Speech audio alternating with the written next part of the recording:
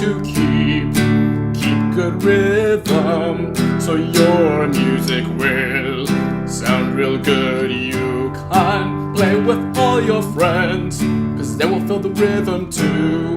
You've got to have rhythm, it's a really great thing to do. I'm talking about rhythm. Now, rhythm is a constant pace that something moves at. And sometimes you're listening to music, you probably noticed that it doesn't have just a constant pace that it moves at, or rather, the drummer, for example, he doesn't always keep the same time every time he hits the drums. They aren't evenly spaced, each of his drum hits. But there is something that is evenly spaced, and that's what I'm going to introduce to you now, called the implied rhythm. Okay? So, the drummer may be doing something really crazy. He may be like, right? That wasn't constant, as in all of those beats were not equally separated by time. But with all those beats going on, there was what I call the implied rhythm. So when you're listening to music, you need to be able to learn how to hear that implied rhythm. Anytime you're listening to music, I would like you to, as you begin getting more involved in music and playing music, to really work on hearing that implied rhythm. And there are different time signatures, and I'll talk about what that is. Different time signatures that different songs have. And basically that means that different songs have different accents on certain beats. Or in other words, some songs are in what we call 4/4 timing. Okay, that's a time signature. And I know that's a funny term, but in essence, it means that there are going to be 4 beats in a measure, or 4 beats in a bar. That's another name for a measure. And the beginning of the measure, you can normally feel listening to the music because there's an accent at the beginning. Okay, like here, I'm going to play something. Alright, hopefully you can hear every 4th strum, one of them's louder than all the others. Okay, what I'm trying to demonstrate is in 4/4 timing, how the first beat is going to be more accented than the other.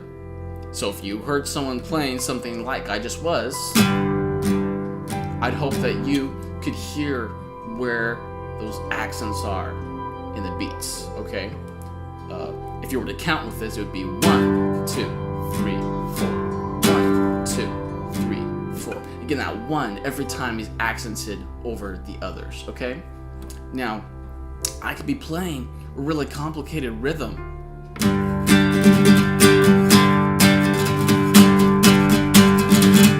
But there's still that implied rhythm that is continuous, okay?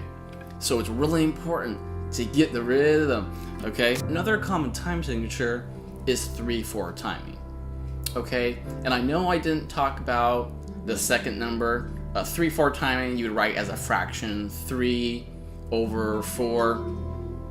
Okay, that's how you see it, like in sheet music, it'll say 4/4 or 3/4.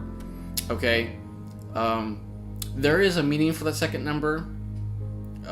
It means, in this case, that each of the beats are given the duration of a quarter note. So they're saying that in this 3/4 song, for example, that we're talking about, that there's going to be 3 beats in each measure, and each beat is a quarter note, as opposed to an 1/8 note or a half note. Okay, but I'm suggesting to pretty well ignore that second number, because you're going to feel in a given song how quickly those beats are going by. And honestly, you could write each beat in a song as a quarter note or an 1/8 note.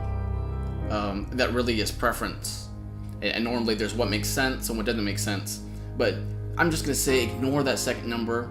In 4/4 timing, there's going to be that first number, 4, there's going to be 4 beats in a measure. In 3/4 time, there's going to be 3 beats in a measure. So here's a 3/4 timing example.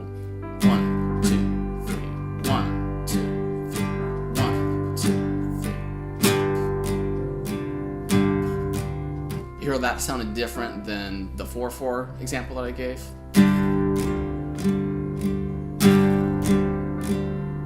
I'm actually playing those beats pretty well spaced the same, those 2 examples, but one has an accent every 4 beats and one has an accent every 3 beats. Another popular time signature is 6/8, and again, we're not going to worry about the 8, we're going to worry about 6, okay? So there are 6 beats before the measure begins, and the measure is just something that we have in our heads as musicians. Again, the measure starts with an accent, usually.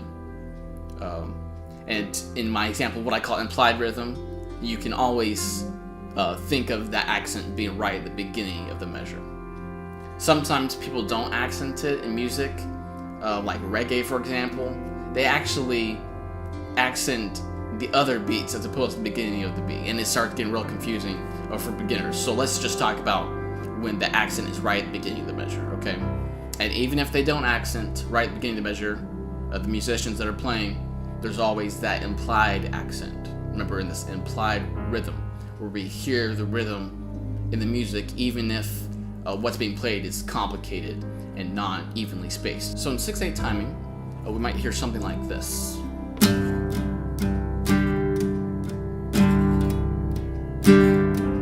Now you're probably thinking, 6, that is 3 times 2.